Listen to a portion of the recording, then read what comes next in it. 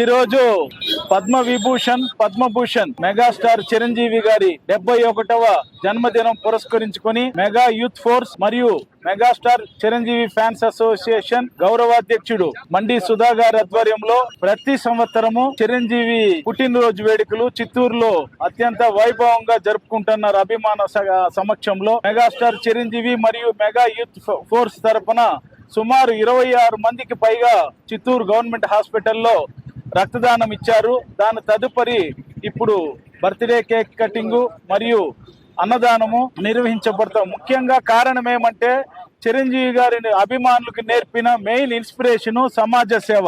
కొన్ని లక్షల మందికి చిరంజీవి గారు బ్లడ్ బ్యాంక్ నుండి రక్తదానం ఇచ్చి ఐ డొనేషన్ క్యాంప్ పెట్టడము, ఇప్పుడు ఎంతో కొన్ని వేల మంది ఆ కార్నియాలు ఇచ్చిండారు, దాన్ని భద్రపరిచుండారు.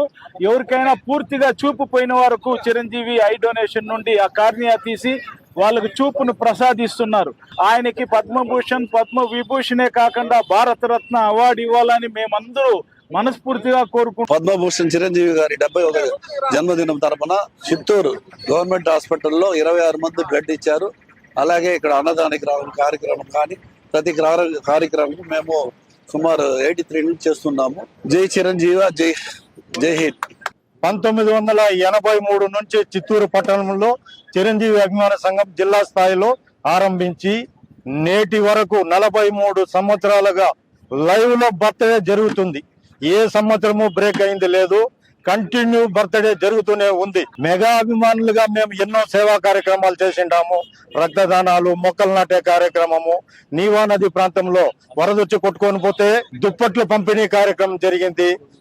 కోవిడ్ పీరియడ్ లో ఆక్సిజన్ బ్యాంక్ చేసి వందలాది మందికి ఆక్సిజన్ సప్లై చేసిండాము. ఈ రోజు మెగా ఫ్యామిలీ అభిమానులు గర్వించదగ్గ విషయం ఏమిరా అంటే చిత్తూరు దర్గా సర్కిల్ లో మెగా అభిమానులచే బస్ షెల్టర్ నిర్మించబడి ఉన్నది. మెగా అభిమానుల నిధులతో త్వరలో రోడ్డు వైడ్ కూడా జరగబోతుంది. మెగా మండి సుధా గారు జోక్యం చేసుకుని దాన్ని రీప్లేస్మెంట్ ఉంటుందని మేము ఆశిస్తున్నాం.